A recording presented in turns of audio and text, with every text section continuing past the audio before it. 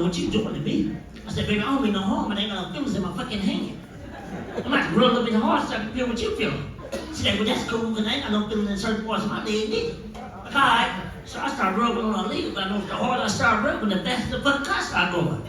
I started rubbing real hard, she started moaning and twitching in the seat, talking about, oh, oh my God, ooh, Jesse. I said, ooh, you finna come? I said, no, my legs just slid off and we about to wreck. I said, oh shit. Are you got the rust in the leg? Thank you for coming out. T-shirts, pictures, keychains. I'd like to donate. Thank you for coming out. You walk out there, don't speak. I hope your car don't start. Get free to speak. What's up? This is another episode of Pierre's Panic Room Backstage Pass. I go to all the comedy clubs and see the dopest comedians, man, and I'm just no different right here. Come and see my man Lavell, see him talk to some of his opening acts, man. I gotta talk to my man Jesse. That's what my man Jesse. Yes. I don't know if y'all know him, but he's one of the funniest comedians around, man. First of all, congratulations, man, for you being out here. And, you know, you travel like you ain't handicapped, okay? Oh, okay. I'm not handicapped. You ain't handicapped? No, that's a word people use in their mind to slow them down. I ain't handicapped. You ain't never lied. You know, you told me something one time, man. Cause I got to know this brother really well. I've been to his crib and everything. You said your mother didn't let you get away? Like, she made you do stuff like regular kids do or something like that? I followed it. Well, get your ass up. Wow. Yeah, so that taught me how to be independent. Right. Okay. So you from Arkansas, right? Yeah, I'm from the A. From Not Atlanta. Okay. I'm from Arkansas. Another A. That's a whole different A. Different A. Yeah. I don't know. I saw you at a comedy club years ago, a comedy spot years ago. I think you had one of my shows or something. And I saw you went up and you killed. And I was like, this mother's funny as hell. You're funny as hell, dude. You really are, man. You know, I'm being honest with you. I'm gonna say because you here. Yeah. You are funny than a lot of comics, man. Let me ask you, do you feel like, can we call it disability? What do you want to call the word? What is this? What we talking? Multi-challenge. Okay, multi-challenge. Would you being multi-challenge, do you think that's ever affected you, your work or something? You think you not getting more work or work? Because you're funny as hell. Now, sometimes it can affect you because people like, well, I can't get you there, or just because they get you there, feel like they got to get you a disabled room or whatever. Okay. I tell them I get my own self there. I get my own room. Right. So when I show them, hey, how independent I am, I can get there. Once you give me the work, my work will show for itself, and then you'll want to pay me. Nice. No. And you, man, for real, you here with Lavell. Name some of the big people you travel with. You come out with them big. My first 3 movies. Okay. Now I'm talking just travel touring-wise. Camera-wise. D-Ray Davis. D-Ray Davis. Ricky Smiley. Kerwin Claiborne. Tommy Davidson. Lavell Crawford. See, they ain't bringing you because you, what's it called, multi-challenge or whatever? Nah, they bring you because you funny, homie. And believe it or not, it took me about 6 or 7 years to get on the road with Lavell. Really? How I did it, I showed up at every show that he was close by, and I made sure he seen me. And when I made sure he seen me, I spoke to him. And I didn't know if he was paying no attention, man. I used to always say, you got room for me on the show? I'm like, no. But when he finally gave me that opportunity, I went in and I smashed it. And he was like, hey, look, I like you.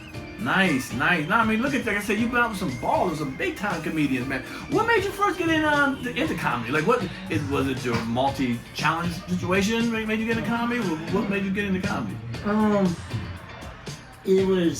I was always joning in school. That's what I'm talking about. Ali Sadiq gave me the opportunity to go up. And I just went up there and talked about myself. And people laughed at it. And I was like, they laughing at my pain? I was like, all right. And before you know it, I just kept going, and people just started directing me, showing me how to organize my set and whatever. And I started having fun just being on stage talking about the stuff that I've been through. Because, sometimes we go through situations. At that time, it may not be funny, but then after you get out, you're like, man, that shit was funny as hell. Right, sure. So I just go back and I talk about it. Okay. I think comedians make some of the best actors, but sometimes comedians aren't good actors. Being honest with you, it can be a 50-50, situation right there. Yeah, it's a difference. Because we are used to doing a monologue and not a dialogue. It means listening to what someone else got to say. We do monologue. We talk to people. You waiting on their cues. Well, in acting, right? And some people aren't good. Some comedians aren't good with that. But I'm telling you, when I brought you the first one in Slice 1, he's been all 3 of my slices. But I put the first one, I gave you a little role, a little something, put you out there because I liked you, and I said, let me give you something, man. But the timing and the way you listen and stuff, I said, hold on, man, this boy got some chops. And then when I put you on the second one, Slice 2 coming out, on Tubi. Your ass, you know, you paid attention. You just did it right. I'm just being honest with you. Have you ever took acting classes before, or what? What it was, my friend told me you got to become the character. Okay. Don't just read it, because you read it, then you just a script reader. Okay. But you become the character, and you got to move what you think the way the character would move, or how the character would act. And she would come on there and read the lines, and I read my lines back to her. She's like, no, you got to. What would you be doing in this situation in real life? It was happening. Right. So that's what I took from it. Right. Well, then it was a pleasure putting you in 3. He was in 3. He was all up in 3. Yeah, then you killed me. Right. Well, come on, man. You can't live forever now. Yeah. You lived through 3 of them, okay? You got the 3, man. Some people ain't get to 3. Some people got killed in the first one. Oh, yeah. Okay, so no, man. So, okay, so let me ask you, I mean, one time you wanted to do something like I'm gonna say it, a handicap tour. I keep forgetting the word you want me to say. Disabled. You know, one like you and who else was going to be with almost? I want to bring Charles Walden on. Charles Walden, funny to him. I haven't found nobody else yet. I'm not saying that ain't no other disabled comedians with cerebral palsy. I'm talking about they can hold stage time. Right. I don't want you to be 3 minutes or 5 minutes of funny. I want you to be able to hold 20, 30 minutes of comedy. Okay. And I went with Charles, and Charles was strong, and I like it. I'm strong, and nobody never did it. Yeah, man. Yeah, I never said about the idea. I was like, wow, that's unique. But I thought y'all had 3. You had someone else. We did Rock the Ramp tour. Me, Damien Roselle. Rest in peace. Rest in peace, Damien Roselle. Right, he was Charles funny Walden, too. Right. We did. I was Rock the Ramp. Rock the Ramp. The ramp on the stage. Then I did the Blue Sticker comedy show. It was 2 other guys on crutches. So we tried it, but it ain't that, you know what I'm saying? I want that boom. Okay. I want them to just feel sorry for us. I want you to come and actually laugh and say it was funny. Right. No, man, you should be really proud of yourself, man. Like I said, with some of the hard, heavy hitters you tour with, they don't bring everybody with you, you know. Yeah. You know, when I brought you with you, man, I'm gonna tell you, man, I was like, do what you gotta do, man. You know, early on, I saw the vision, man. You know. You want a fried chicken and greens? I said, wait a minute. I thought you said you were the RN. She said, I am. I'm a real nigga. I said, oh shit. I said, gotta go.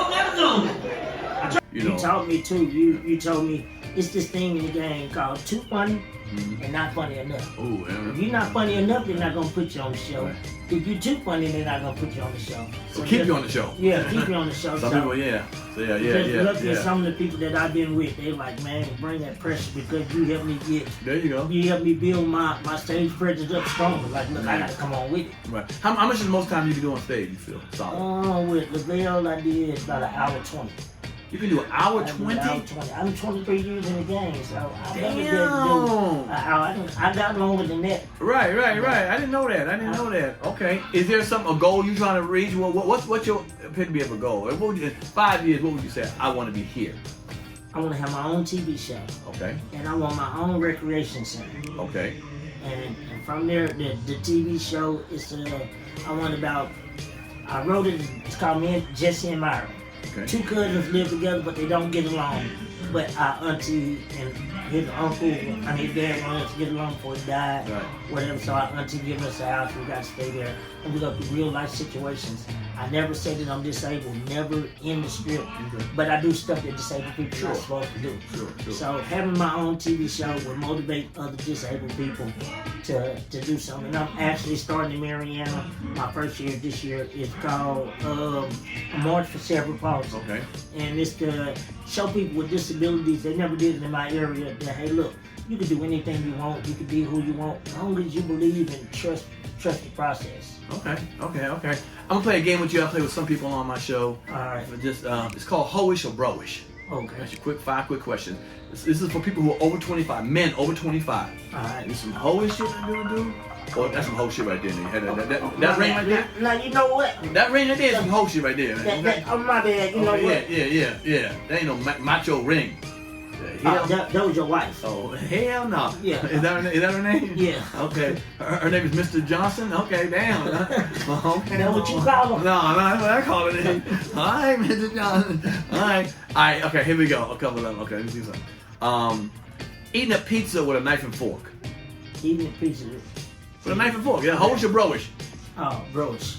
Man, he's that good. Whole shit, nigga. No real man don't get no damn pizza. Yeah, you know, it's bros, you know, depends on where you at. Hell no, You know, okay. and depending on what you got on, you may not want to get your wife.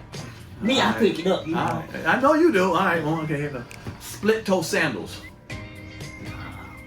What is that? I wouldn't know. What's that, holy bro? That's holy. Holy shit. They can't walk around with the toe like that? Oh, damn. I mean, they come ready to fuck. Hell no. Yeah. Step right out of them. Okay. Let me see. FaceTime your homeboy. Holy shit. Holy shit, I know. No. I know. My man, Now, it's different if you say, hey, look, I'm gonna FaceTime you and show you something. There you go. But you just FaceTime me, hey, man, what you doing? You up here, you on your couch like this in the house, you know what I'm saying? No. And y'all both doing that? Hell no. All right, let me ask you this. All right, another thing. A tattoo behind your ear. Holy shit. How we nigga? Yeah. Thugs be having that mother thug life and shit, nigga. Kill it, nigga. You don't, grown man don't need no tattoo. Who gonna be back there? Oh, I like that. What you gonna do? Go to your homeboy, hey dog, check out that new one. He like, yeah, you got a hickey right up under it. A hickey? Oh, hell no. I love it. All right, one more good one for you. Let me see. Texting your homeboy the letter K. Nah. Hit the K. Nah. Sometimes you just leave it out. You can put a thumbs up or something, you know what I'm saying? Don't text me single letters. No, really? No single letters? Now put a thumbs up, like, all right, you know what I'm saying? Now, if you can't spell, shoot, put some O's in front of your K. Right. Or some emoji there. Oh, right. You gotta believe. Okay, yeah, I feel that. All right, check this out. Let people know where they can follow you at, man, on social media, bro. Right now, y'all can follow me immediately on Cash App. Oh, hell no. Now, y'all can follow me, Comedian Jesse McDonald, on all platforms. Comedian Jesse McDonald, Jesse spelled with an I-E on Facebook. Comedian Jesse McDonald, still funny. Man, like I said, support this brother. I brought him out on the road a long time ago. I knew he was funny. He's been kicking ass ever since. He's in all 3 of my Slice movies, so when y'all see him on Tubi, man, check him out. Man, he's very, very funny. I promise you, you're gonna like it. And I'm the one with this cup holder, this tall ass cup holder. That's a cup holder? That's what we're calling it now? Cup holder? Tall ass cup holder. Hell no. Okay, it's tall cup holder. Y'all, thank y'all for watching, man. Another episode of Pierre's Backstage Pass. Holla at your boy. Out.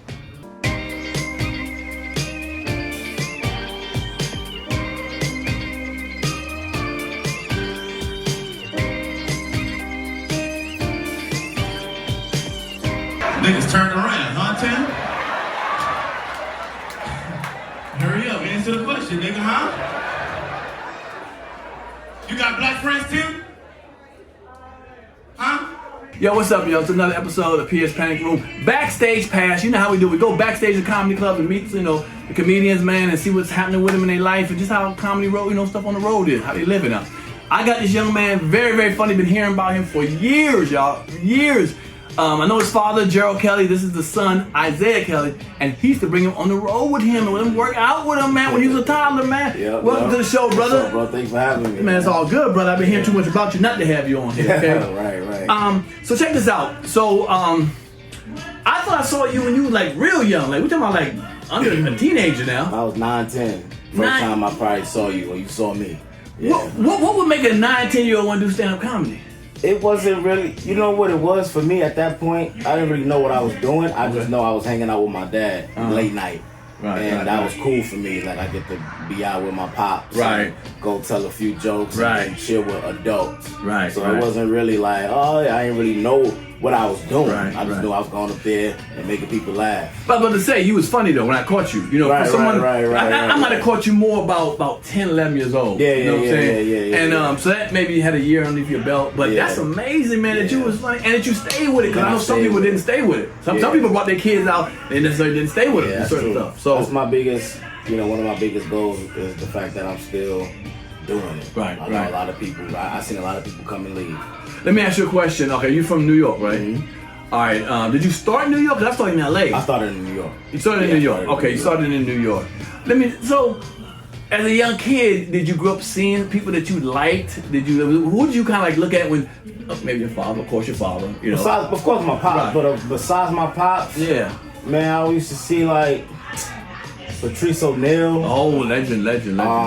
Chris Tucker. Okay. These dudes like before they really took off. Right. Cause you in New York. Yeah, I'm in New York, so everybody was coming doing a run, and then a lot of these cats used to stay at my pop's crib. Like comedians from out of town. My pop's crib was the crib to stay at. So you had Kev and Mike Epps, D-Ray, Lil Duval. Yeah. All these cats came through the crib. So this is before I even started comedy. And I remembered them. Right. I remembered them. I'm like the nephew of comedy. Like I call everybody my uncle for real. Right. Now is this something that like comedy like that? Did you study comedians when you were like 9 years old? You just happened to see them, they was around laughing, you laughed, you said, you know what? Let me try this. I studied, I was one of those kids that was quiet and I always watched. I always watched, and I wanted to see what can I grasp from a certain type of comedian. Okay. Like I always say, out of New York, of course it's my pops, but besides him, I always wanted like Capone's stage presence. Okay. Every time he stepped on stage, I noticed how a crowd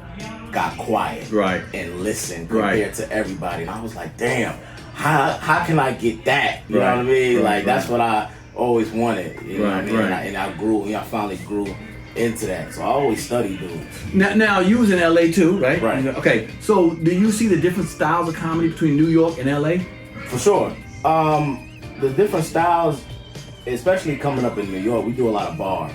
Okay. Bars and lounges. Right. So a lot of TVs on. right. Games is on. So you have to exert more energy to get the attention of the crowd. So, a lot of New York comedians, we loud and we fast paced and New York. Yeah, New York. You know what I mean? Yeah, New York, because son. we had to. Compared to LA, everybody's more laid back. And not saying they're not funny. Right. They're funny. Maybe more laid back. They foot us on the wall. They leaning on the, stuff like that. It's more a cool, cool, calm, and collective comedians. Now, I feel like you move kind of quickly. Even though you was at 9 years old, I mean, by the time you got your, we're talking about probably, when did you start going on the road? How old were you on the road? Oh, man, I went on my first tour. I had just turned 13. It was me, Lil JJ, Brandon T. Jackson. What? We went on a Teens of Comedy tour. Okay. So, JJ was in Beauty Shop and he had his own show on Nickelodeon. Right. And Brandon had just did Roll Bounce. Okay. So we selling out theaters. We did Constitutional Hall, DC, and Chicago. We was going everywhere, and that was my first taste of the road. Every Friday and Saturday. Right. We was on the road. Mm-hmm. Now let me ask you. Okay, now you have one of the big dogs, Lavell Crawford. You have one of the big dogs. Do you pull stuff from them, or you just let them do their thing and not watch them, or how does that work? No, I studied Lavell. I've been working with Lavell 6 years, and I've become tremendously better as a comedian. Okay. Just by watching him and certain little octaves and how you say things sarcastically but confident, still get the crowd. I learned so much from that dude, and from my pops. I got to watch comedians. Come on now. I watched everybody. So now let me ask you, being so young in the business, did you get any hate? Oh yeah, I got hate, man. Look at me. They get hate when you grown, right? Okay. I got bad hate, and I didn't. You know where a lot of the hate came from? What? It was from whatever they had with my pops. Okay. So whatever my pops had growing up or coming up in the game, which a lot of comedians, little beefs or whatever it was, they took it out on me. Damn. Now it's like it'll be hard for you to go around and you'll hear a comedian say, "Man, I don't F what I said." I never heard that. You'll never hear that, bro. You'll never hear that because I'm pretty cool with everybody.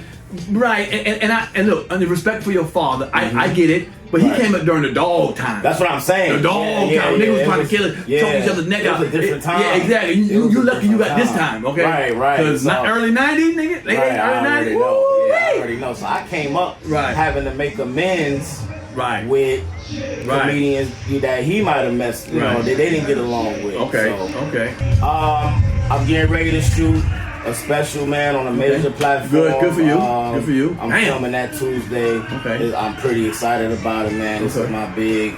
What makes you think you're ready for a special? You know what?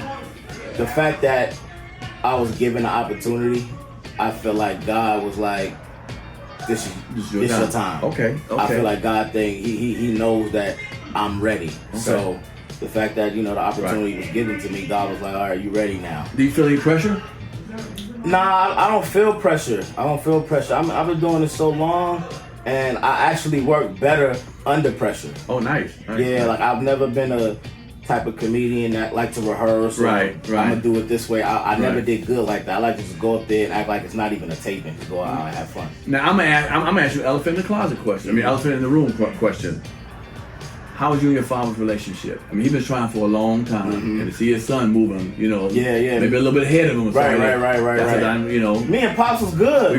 Good. But what our relationship was never father and son. It was more like we was homies. What? And we was like homies. Okay. You know what I mean? I still respect him. Sure. I never got out of line. Sure. But it was still like, this is my homie. It's my pop, but it's like my homie because I came up working with him. Right. So our relationship and dynamic was different than the actual father and son type of dynamic. You know, we talk about everything. I mean, we talk on the phone every day. All right. Not a day I'm quite sure he's proud. I know he's proud. Nah, he's proud. You know, he's proud. Yeah. He's proud, but a little bit is also like, don't forget about me. I know. You know what I mean? Like, I'm a beast too. I'm funny too, and I get it. You know what I mean? He's probably be wild. He gonna look for you. Right. You tell him how much time he got now. Like, brother, keep the 15 pop. Yeah, don't go keep over your time. Come on, son. Yeah. Don't go over your time. Yeah. I love it, man. I love it, man. Well, no, man, I'm happy. Like I said, I've heard about you for years. I saw you in LA a couple of times, man. Like I said, nothing ever negative about you, man. I always hear that you funny too. Yeah, man, I appreciate that. I listen for that. I know, damn, he's Gerald's son and shit, but is he funny? Yeah, and that was tough being in his shadow. His shadow. Come on, you know, when your dad is funny or your parents good at something, sometimes the kid is not really as good as the father or even close. So that was like a personal goal of mine. Like when I got on the road with Lavell, it kind of like separated how people looked at me. Like, okay, we see him as his own man. Then I started getting my own headline dates and stuff like that. So people started respecting me as my own comedian. Well, you know, I saw you when you was young. Now I'm seeing that this might be my first time watching you as a grown man. Do y'all have you and your father similar, or y'all totally different? You know what? We different. Like my pop's way more animated. I'm not as animated as him. I'm real like cool. I'm chill. Like my favorite comedian growing up was Chappelle. Okay. So I always like Chappelle's style. I'm not a Chappelle type of comedian. Right. Like I'm not witty like him, but I know how to. I stay in my box and stuff like that. But you know, me and my pop sometimes we have the same delivery. Like when I go on YouTube and watch my videos, and I look at the comments, and some of the comments be like, man, he got his delivery just like his pop. You know what I mean? But that's a given. You know? Well, yeah, and you look like him. And I look like him. You know what I mean? So I ain't got that. I'm glad I didn't get the eyes. I'm glad I didn't get the eyes. I had a bunch of kids. I know that's right. Yeah. Man, Isaiah, good luck with everything you're doing, brother. I'm glad you gave me a couple minutes right here, man. I see the stars, brother. I see it. I heard about it, man. So I'm gonna watch you tonight, man. I'm excited about it, man. Let folks know how they can reach you, hit you up on this on social media. Social media, Instagram, Facebook, Twitter. Everything is Isaiah Kelly, ISIAH. Last name Kelly, ISIAH. Last name Kelly. There it is right there, man. Check the man out when he's out somewhere, man. Come on, support us so we can make everybody, flow. Let this whole comedy thing flow. Support urban comedy, y'all. Thank y'all for watching it, man. And I'll see y'all another time. Peace. We need to throw up in the air. We gonna get the fuck out of here.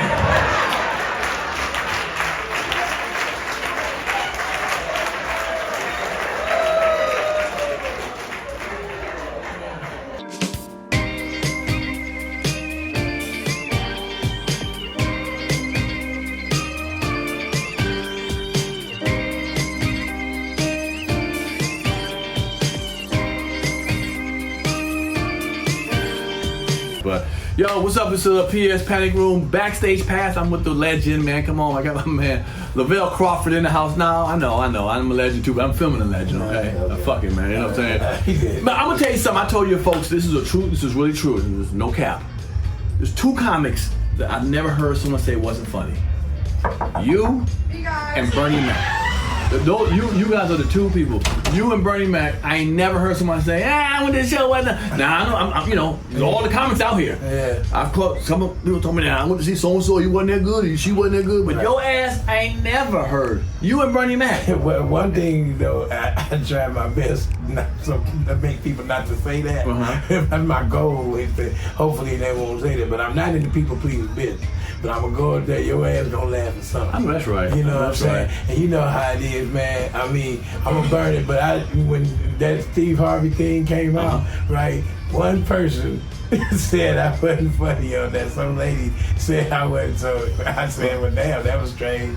But one person, I said, I don't need it, because I went back and I wasn't mad about it. I was like, man, everybody got just like an asshole got their own opinion. Got their own opinion about stuff. Well, again, like I said, you packing houses and adding shows. So, but damn, dude, you've been doing it so long, and you're still keeping the level of, a high level. Some people get lazy. Come on, let's be honest. Some people get up there and kind of, what do you call it, dial it in and stuff. Yeah. But you still ain't dialing it in, man. I was sitting there, people was dying laughing, man. Man, I don't, brother. Let me tell you something. I think like I tell Isaiah, I tell any comic, I'm not comfortable in my position. That's why I try to go hard every time because I'm not comfortable in my position. That's cool. And when I go to work, I want to put in my best thing every time. I don't want to just come up there half-assed. Then it look like you performing like you still got something to prove. Yeah, I do. And what do you feel you got to prove? Come on, man. Man, I mean, dude, people talk about me. Okay. This is when I know that I made it, when I walk around, motherfuckers talk about me, and I hear it. You know what I'm saying? Okay. That I don't hear people talking about me on interviews and anything like that. Not that it's in a negative light, you mean? No, just talking about like when they relate, talk about a name. Right. I'm not the first one to come. I'm not one of the people that come up.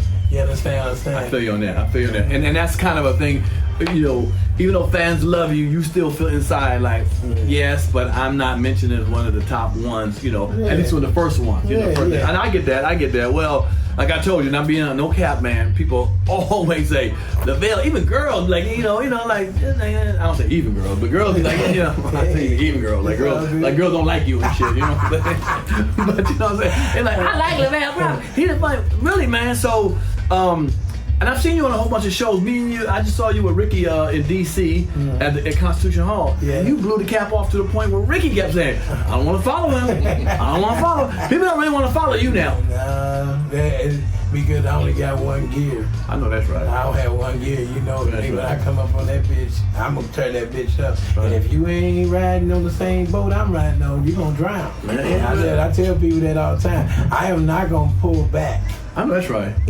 Right. I got a name. I mean, people want a great show. Right. I mean, this motherfucker go up, Isaiah go up, and he wrecked. Jesse, I got a handicapped nigga. Man, that motherfucker, they love this nigga, man. And I said, man, I like that because it gives me my fortitude. It gives me what I need to say, man, I gotta go up there and rock that bitch too. Cause it's bad when you go and you headline and they go, he was better than that's some cold shit. Here's what I'm jealous about. I ain't gonna lie. I brought Jesse out first on the road. He's coming on the road with me. I wish I should talk about that nigga on stage like you did. You did 20 minutes on his ass. I was like, why not think about talking about this nigga like that, man? He's a dirty dog, nigga. Jesse gonna be working with you a long time, okay? Okay. Look, I told him, I said, you don't understand. I know he came out with you, but I met Jesse. Let me tell you what I met the nigga. We was down in Arkansas. Oh yeah, and I mean it was ice on the fucking steps. Jesse walking down the steps better than everybody else. Ice on the steps to get his little DVDs to sell. The nigga did 5 minutes. He going down there get his DVD. He hustling. Everybody slipping on the steps. His crutch wasn't slipping nowhere. Like he had snow tires on the bottom of that something. But he would wear Floyd out. He would wear me, man. I can come out. I said, man, Jesse, I don't want you to get on no plane, and they don't want you can't get there with your wheelchair and stuff. But this nigga drives from coast to coast, in a handicapped capable ass car, and don't take his foot off the pedal. And then when the police want to step out of the car, he get out that crutch, step back in the car. And I mean, so when I go on stage, I just want to. I mean, I give more relative to him because Right. I mean that's street cred when the motherfucker joined to me. I mean, I talk about him too. I said because I mean, man, it's love. It's love. It ain't no hate. Oh no, without a doubt. It's funny you say that because I know Jesse. I've been in his house, hung out with him and stuff. Yeah. What's cool about Jesse? I've seen him about 12 vehicles. All of the vehicles are built like that nigga. Something missing, fucked up. He ain't never had a new car since I knew the nigga. Okay, he ain't never driven nothing off the dealership. Okay, Them some bitches make it though. They be getting that's what I'm gonna worry. I ain't worried about him making it. I'm worried about the car making it. Nigga. Okay, I'm like, come on, son. And then he'll take a hard car full of kids. And don't let that nigga go. You come out with you sell merchandise. What? This That nigga like he moving every time he do a show, nigga. I'm like, man, he got suitcases and shit. Nigga like a Burlington coat factory. He got mannequins and shit. I said, you can't be selling all that shit at my show. Okay. I told him the other day, I said, nigga, don't pull out all your merchandise, nigga. And he got 49 cups and shit all around the phone, having toothpaste and head knockers. Contributing can. You don't have to. You gonna give him something when you walk out, okay? You don't want to buy anything. Just a little donation. Right. You know, that nigga like, the people be walking by, man, I'm trying to get into heaven. I know that nigga give him something. He's so smart, he started the bag with a couple of dollars already in the money. I know. Like someone gave him some money before the show started. You don't get the fuck out of here with that. But that's my man. I put him in my movie. I got a Slice series called Slice 1, 2, and 3. It's a horror comedy. Okay. Oh, he in that mother, and he kill it. Okay. He kill it, I man. know he kill yeah, it. man. Yeah, That'd be funny. But yeah. But back to you. What do you like better, theaters or comedy clubs? Do you?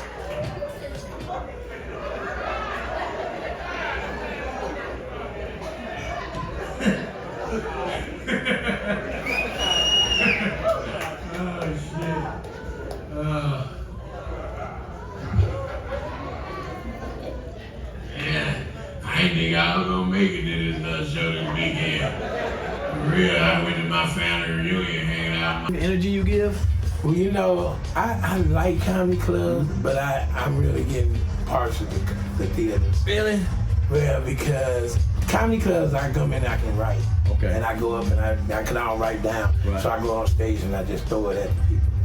Okay. But you know, the arenas and the theaters, man, it's just one show and we out the door.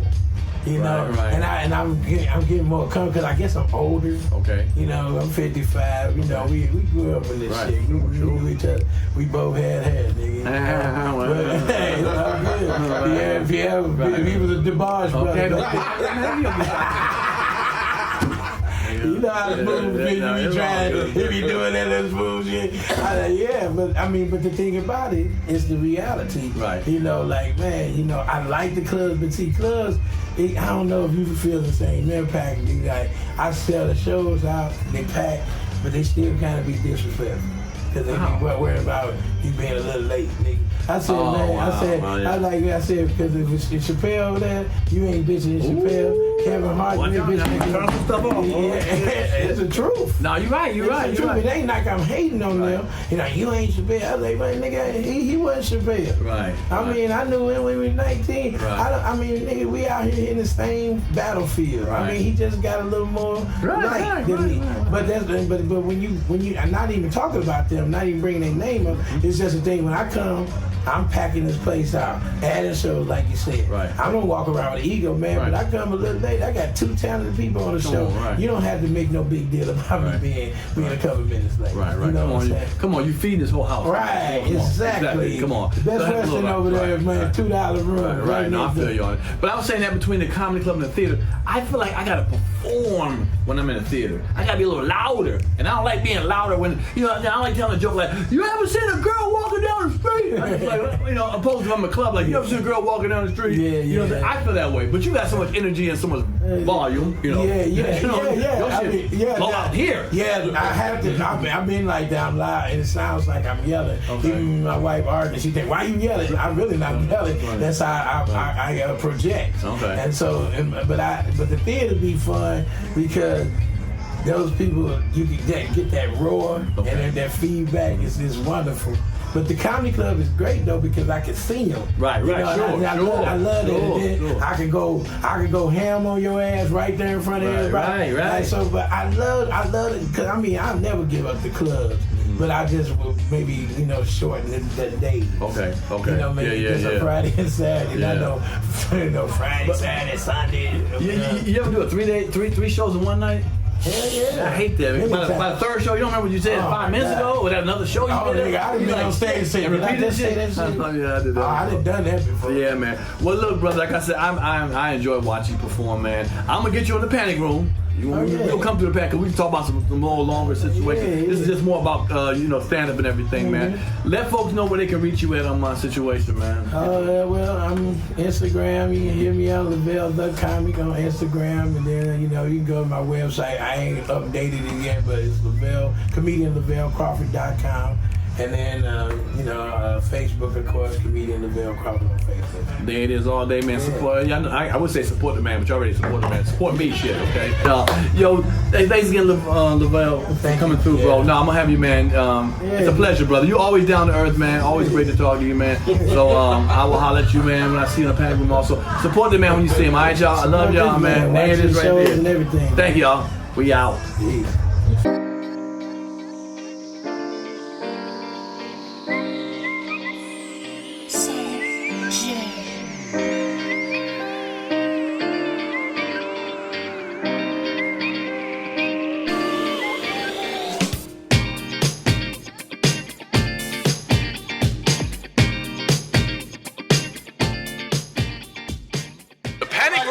The panic room. And with Pierre.